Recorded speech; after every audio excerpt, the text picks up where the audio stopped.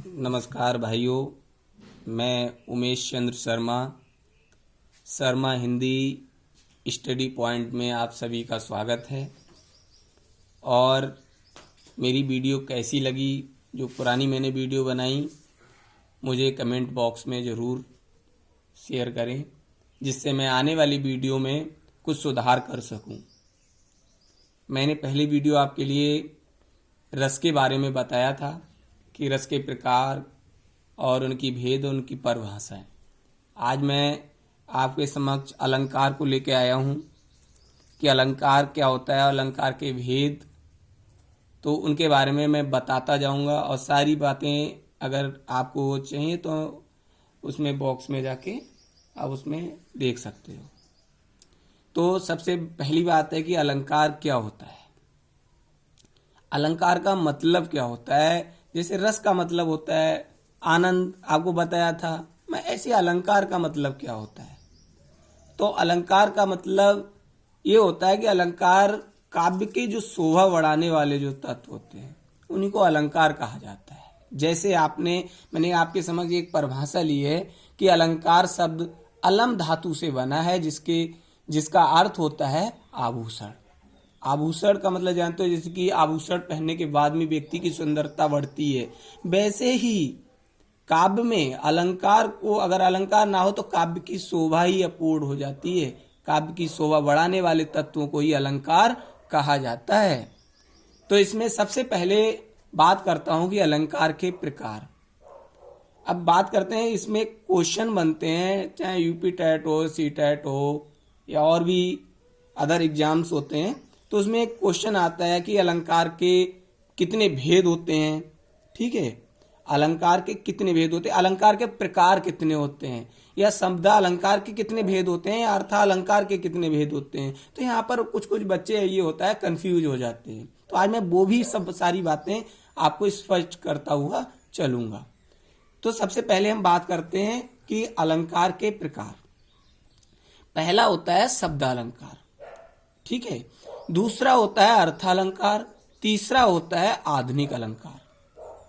अब यहां पर थोड़ी सी कंफ्यूजिंग होगी कि शब्द अलंकार किसे कहते हैं, या अर्थालंकार किसे कहते हैं, या आधुनिक अलंकार किसे कहते हैं। इसका मतलब समझना एक बहुत, हमारी जब पढ़ाई के समय में बहुत बड़ी चुनौती होती है कि जब तक हम इसका मतलब नहीं समझ पाते हैं तब तक हम इनके बारे में कुछ याद करें, कितना भी करें याद करें, याद होता ही नहीं है। क्योंकि कोई अगर टॉपिक होता है कि जो अलंकार है, अब इनके बारे में अंदर याद करो, अलंकार का मतलब ही नहीं पता है, तो शायद मेरी समझ में मैं अच्छे याद उसको नहीं कर पाएंगे। तो सबसे पहले होता है शब्द अलंकार किसे कहते हैं। शब्द अलंकार का मतलब होता है शब्द पर आश्रित जो अलंकार होते हैं, शब्दों पर आश्रित, जिनमें शब्दों का आश्रित मतलब ये होता है कि जो शब्द की जहां पर बात की गई हो।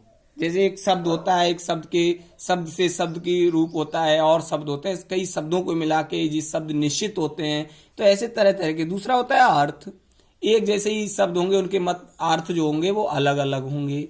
तीसरा होता है आधुनिक अलंकार, कि आधुनिक अलंकार ये होता है कि आधुनिक काल में जो साहित्य से आए जो अलंकार थे, तो उनके लिए हम आधुनिक अलंकार में प्रस्तुत करते हैं। इतनी बात समझ में आई।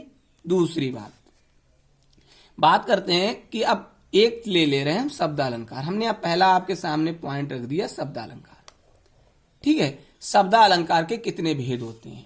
अगर क्वेश्चन आता है कोई भी एग्जाम हो, तो आप इतनी बात ध्यान रखना, अगर वो कहे शब्द अलंकार के कितने भेद होते हैं, तो आप बिल्कुल बिना सोचे समझे आप लिख सकते हो 5। ये किसी एग्जाम में, बड़े TET, super TET, C TET, उन एग्जाम की बात कर रहे हैं कि शब्द अलंकार के भेद। ये शब्द अलंकार की बात कर रहा हूं। शब्द अलंकार के भेद कितने होते हैं, 5 होते हैं, ठीक है।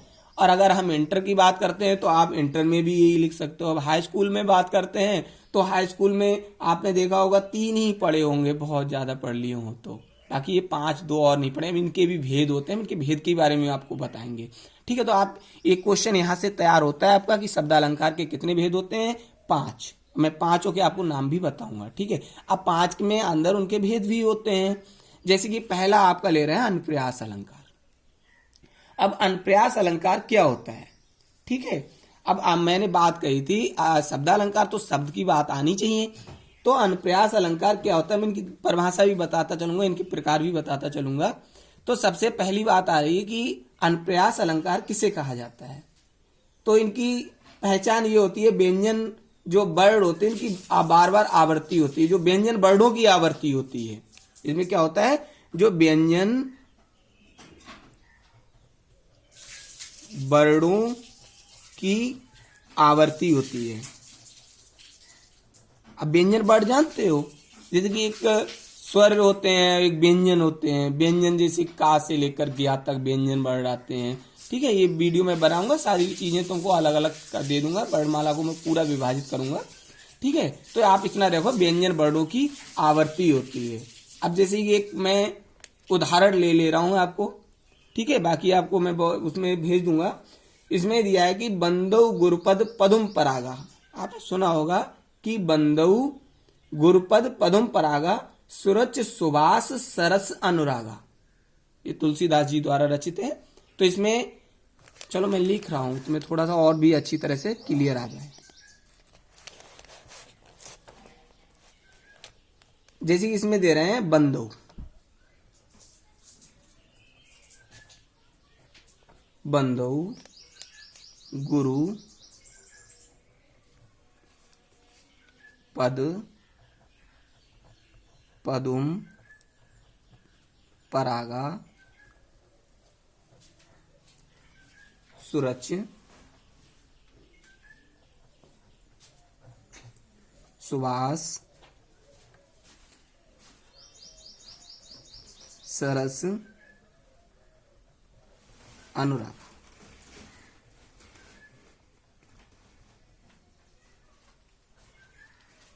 अनुराग, ठीक है। अब इसमें क्या आ रहा है, पहले देखो आप, इसमें पहले पद में पा, ठीक है, इनकी आवृत्ति हो रही है पा की। ठीक है, जैसे पा पदुम पा परागा पा, तो ये बार बार शब्द एक जैसे आ रहे हैं ना, ये आपको आ रहा है ना समझ में। ठीक है, ये बार बार शब्द आ रहा है। दूसरा, तो इसमें पहले वर्ड की आवृत्ति क्या हुई, पा। दूसरा वर्ड आप इसमें आ रहा है दा। दा आपने देखो, इसमें जैसे कि आ रहा है बंदौ दा, ठीक है, पदुम दा, और तीसरा जैसे मतलब और भी है, तो इसमें दूसरी आवृत्ति हो रही है दा, इसमें बार बार आवृत्ति होती है। ठीक है, और तीसरा शब्द है सा, सा अगला होता है रा। तो इन चीजों की जो आवृत्ति होती है, तो यहां पर हम कौन सा अलंकार होगा, यहां पर हमारा अनुप्रास अलंकार होगा। दूसरा बात करते हैं हम, इसी में बात कर रहे हैं अब इनके भेद होते हैं, इनके 3 भेद होते हैं अनुप्रास अलंकार के, वो आपके सामने है। पहला जो अलंकार है वह आपका है छेदानुप्रास अलंकार, दूसरा जो है लाटानुप्रास अलंकार, तीसरा जो है वृत्यानुप्रास अलंकार। ये 3 प्रकार के इसके अनुप्रास अलंकार के 3 भेद होते हैं। ठीक है, इसी में जो मैंने आपको लिखा है, चौपाई लिखी है, इसी में आपको स्पष्ट मैं कर दूंगा, इसी चौपाई के माध्यम से, क्योंकि बार बार किसी चीज को लिखने से समझ में नहीं आएगा। तो इसमें क्या हो रहा है, छेदानुप्रास अलंकार को हम लेते हैं पहले। ठीक है, वो अच्छी ध्यान से समझिएगा। तो इसमें क्या होता है कि अनेक व्यंजनों की एक बार स्वरूपतः वक्रम आवर्ती होती है। जैसे इसमें दिया है बंदो गुरुपद पदम परागा सुरस्वा अनुरागा, ये मैंने लिखा है यहाँ पर। इसमें क्या हो रहा है कि पद पदुम में पद एक, सुरच सरस में सर, मतलब एक स्वरूप की आवृत्ति हुई है, एक स्वरूप की। जैसे पदुम में पद और सुरच में सरस या सर की आवृत्ति हुई है। पद में पाके बाद दा, पदुम में पाके बाद दा। ये पदुम है, पदुम में पाके बाद दा। और दूसरा इसमें दे रहे हैं कि सुरच में सा के बाद रा, सरल में सा के बाद रा। तो यहां पर क्या होता है, इनकी क्रम की आवृत्ति होती है। एक तुम्हें बताया स्वरूप की आवृत्ति, दूसरी होती है क्रम की आवृत्ति। ये 2 प्रकार के होते हैं। ठीक है, तीसरा आपको दूसरी बात इसका भेद जो बता रहा हूं वो है लाटानुप्रास अलंकार। तो लाटानुप्रास अलंकार क्या होता है, तात्पर्य मात्रा के भेद से शब्द व अर्थ दोनों में पुनरावृत्ति होती है। जैसे कि आपको बताया जाता है कि लड़का तो लड़का ही है, शब्द की पुनरावृत्ति जो बार बार होती है। एक समान लड़का है, एक रूप बुद्धिशील, गुण और संपन्न लड़का है, इनका अर्थ की पुनरुक्ति होती है। ये लड़का एक सा ही है, उसको कहेंगे ही लड़का है, मगर उसमें उनके रूप की, जैसे चाहे होशियार लड़का हो या सामान्य हो या तेज हो, तो उसमें आएगा लड़का, तो वहां पर हम उनके अर्थ की पुनरुक्ति करते हैं। ठीक है। तीसरा इसकी बात आती है वृत्यानुप्रास अलंकार। इसमें क्या होता है कि वृत्यानुप्रास अलंकार में अनेक व्यंजनों की अनेक बार स्वरूपता व क्रम आवर्ती होती है। जैसे कि एक अलग से लेता हूं मैं, कलावती, कोकिलवती, कलिंजा, तो इसमें कल की 2 बार आवर्ती है, स्वरूपता आवर्ती होती है, और का ला की 2 बार आवर्ती होती है, क्रमता आवर्ती होती है। ठीक है। तो इसके बारे में आप इनके तीनों भेदों को अच्छी तरह से पढ़ लो। अगला पॉइंट आता है आपके सामने यमक अलंकार। ठीक है। यमक अलंकार क्या होता है? अब यमक अलंकार की जहां पर अब मैं शब्दों की बात कर रहा हूं, बाकी बात नहीं कर रहा हूं। अभी आपने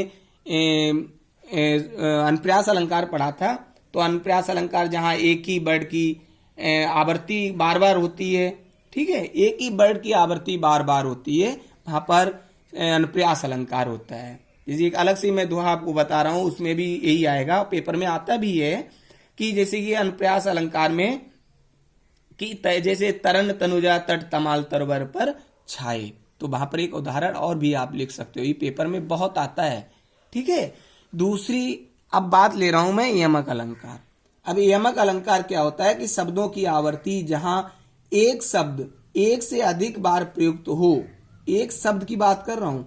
ठीक है। ये बहुत इंपॉर्टेंट है, और हाई स्कूल के पेपर में, इंटर के पेपर में शायद मैं मतलब 100% इसके लिए कह सकता हूं कि आ सकता है। ठीक है। तो यहां पर यमक अलंकार में बहुत एक सिंपल चीज है, और आप बहुत अच्छी तरह से मैं समझाऊंगा भी, और आप समझ भी जाओगे। तो यहां पर क्या होता है कि शब्दों की आवर्ती जो होती है वह जहां एक शब्द एक से अधिक बार प्रयुक्त हो और उसके अर्थ अलग अलग हो। ठीक है। एक जैसे हो, उनके अर्थ बिल्कुल अलग अलग हो।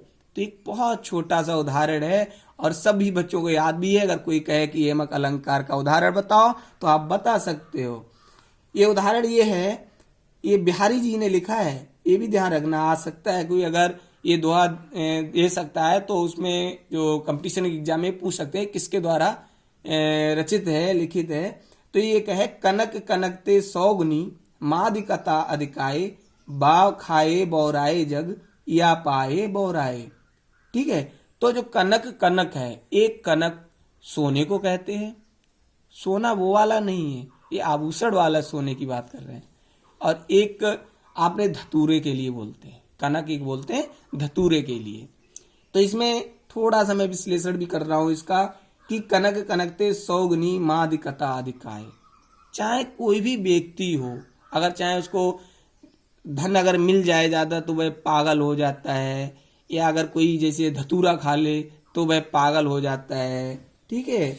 तो इस तरह से आप एक छोटी तरह से समझ सकते हो इसके लिए, कि कनक कनक से 100 गुनी, या खाए अगर धतूरा खा लेगा तो बौरा जाता है, और या पाए बौराए, यानी धन को पाने के बाद में जो मानव व्यक्ति होते हैं, वो बिल्कुल अपने आप जो अपना जो स्तर होता है, अपना लेवल होता है, उसको खो देता है।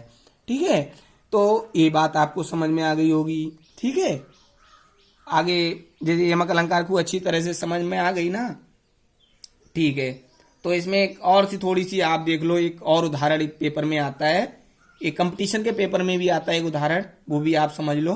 कि इसकी परिभाषा तो आप समझ गए, यमक अलंकार 2 समान शब्दों से बनते हैं, दोनों का भिन्न अलग अर्थ होता है। तो एक और है, काली घटा का घमंड घटा। ठीक है। तो घटा शब्द अलग अलग होता है, यहाँ पर ये भी उदाहरण आप लिख सकते हो। अगला आता है श्लेष अलंकार। श्लेष अलंकार क्या होता है कि श्लेष अलंकार में जहां एक शब्द में एक से अधिक अर्थ जुड़े हों, जहां कोई शब्द एक ही बार प्रयुक्त हो किंतु प्रसंग भेद में उसके अर्थ अलग अलग हों। जैसे कि एक मैं आपको बता रहा हूं कि रहमन पानी राखिए, बिन पानी सब सून, और पानी गए न उबरे, मोती मानुष चून। ये रहीमदास जी द्वारा रचित है। ठीक है। तो मोती मानुष चून, तो यहाँ पर मोती जो होता है चमक होती है। ठीक है। पानी में, और दूसरा एक मानुष जो प्रतिष्ठा होती है, चून का जल होता है। तो यहाँ पर कई तरह से हम इसको श्लेष अलंकार में आपको समझ भी सकते हैं। एक और भी मैं अपने तरफ से आपको बता रहा हूं इसमें कि जैसे कि एक शब्द में एक से अधिक अर्थ जुड़े हों, अथवा जहां कोई शब्द एक बार ही प्रयुक्त हो किंतु प्रसंग भेद में उसके अर्थ अलग अलग हों। जैसे एक और भी उदाहरण मैं आपको बता रहा हूं, एक कंपटीशन में आ सकता है कि रहमन जोगत दीप की कुल कपूत गत सोए, बारे उजियारे लगे बड़े अंधेरा होए। जैसे कि आपने देखा होगा, रहमदास जी कहते हैं कि जो दीपक की गति होती है उसी तरह से कुल के कपूत की गति होती है। जैसे आपने देखा होगा, दूसरे को रोशनी देते हैं, अपने घर की रोशनी को बुझाते हैं, और बारे उजियारे लगे बड़ा अंधेरा होए, सबको रोशनी देते घूमते हैं और खुद अपने अंधकार में रहते हैं। ठीक है, तो ये तो अलग सी बात रही, मैंने बता दिया। अगला आपके सामने है श्लेष अलंकार, हो गया। अब बात करते हैं जैसे वक्रोक्ति, ये मैं बता रहा हूं, वैसे आपके ये तीन इंपॉर्टेंट है, एक अनुप्रास अलंकार, यमक अलंकार, और अगला तीसरा आपका है श्लेष अलंकार। ये तीन अलंकार ही बहुत इंपॉर्टेंट हैं, क्योंकि जब मैं आपको पढ़ा रहा हूं तो मैं शॉर्ट में नहीं पढ़ाऊंगा, सारी चीजें आपको आनी चाहिए। अगली बात है वक्रोक्ति। तो वक्रोक्ति के अलंकार के भी भेद होते हैं। तो इसमें सबसे पहले क्या होता है कि एक आता है श्लेष मूला। श्लेष मूला अलंकार या वक्रोक्ति।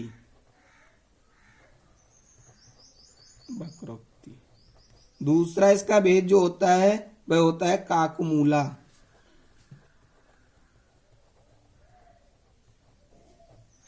काकमूला वक्रोक्ति। इन दोनों को भी ध्यान से समझें थोड़ा सा, वक्रोक्ति अलंकार के बारे में भी, कि प्रत्यक्ष अर्थ के अतिरिक्त भिन्न अर्थ श्लेष के द्वारा वक्रोक्ति अलंकार कहा जाता है। ठीक है, इसका एक मैं उदाहरण आपको बता रहा हूं। ठीक है, यही आपका श्लेष मूला जो अलंकार है, वक्रोक्ति है, इसमें भी यही प्रयुक्त होता है। तो इसमें होता है कि एक कबूतर देख हाथ में पूछा कहाँ अपर है, और उसने कहा अपर कैसा, वह उड़ गया सपर है। ये गुरु भक्त जी के द्वारा ली गई है। यहाँ पूर्वार्ध में जागीर ने दूसरे कबूतर के बारे में पूछने के लिए अपर दूसरा शब्द का प्रयोग किया है, जबकि उत्तरार्ध में नूरजहां ने अपर का बिना का पंख वाला अर्थ का उत्तर दिया था। ठीक है, तो ये हो गया आपका। आगे है काकमूला वक्रोक्ति। तो इसमें क्या आता है, काक का मतलब होता है ध्वनि विकार या आवाज। काक का मतलब ध्यान रखना, ठीक है, आवाज परिवर्तन के द्वारा जो वक्रोक्ति होती है। जैसे आपने देखा होगा कि आप जाइए तो आप जाइए, तो इसमें काकमूला हो गया, धुन आइए, इसमें ध्वनि उत्पन्न हुई है। दूसरा आप जाइए तो आप नहीं जाइए। ठीक है, इसमें ध्वनि में परिवर्तन होता है, तो वहां पर ये काकमूला वक्रोक्ति अलंकार होता है। अगला पांचवा अलंकार, अभी मैंने आपको चार बता दिए। अब पांचवा अलंकार क्या होता है कि पांचवा अलंकार होता है बीपसा। ये पहली बार आपने सबने सुना होगा, ये बीपसा, ये बीपसा अलंकार ये पहली बार सुना होगा, मैं आपको बता रहा हूं। बीपसा अलंकार क्या होता है, जैसे कि मैंने आपको बात कही शब्द अलंकार की, जब बात चली तो शब्दों के बारे में, ठीक है, शब्दों के बारे में बताया कि शब्द अलंकार या शब्दों के बारे में इस तरह से।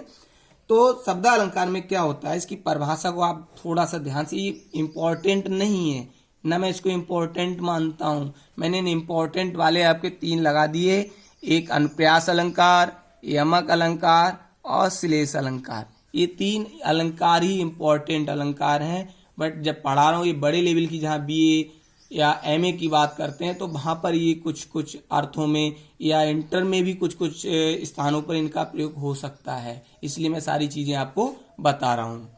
आगे है कि बीपसा अलंकार क्या होता है, कि इसमें क्या होता है कि मनोभावों को प्रकट करने के लिए शब्द को दोहराना, यानी कि जो एक बार और सुनो कि मनोभावों या मन के जो भावों को, जो अपने व्यक्ति के मन के अंदर जो भाव उत्पन्न होते हैं, उन भावों को प्रकट करने के लिए शब्द को दोहराना, रिपीट करना। ठीक है, जैसे बीप्सा का मतलब ही होता है बेटा दोहराना। बीप्सा का मतलब ही दोहराना होता है, रिपीटिंग। ठीक है, तो इसमें क्या होता है, इसका जैसे उदाहरण में हम लेते हैं जैसे छी। अब छी शब्द एक बार नहीं बोलोगे आप, अगर कोई गंदी चीज पड़ी हो तो छी छी, इसको 2 बार रिपीट करोगे। ठीक है, छी छी। या अगर राम का शब्द है तो आप एक बार में राम नहीं बोलोगे ना, तो आप इसको भी 2 बार रिपीट करोगे, राम और राम।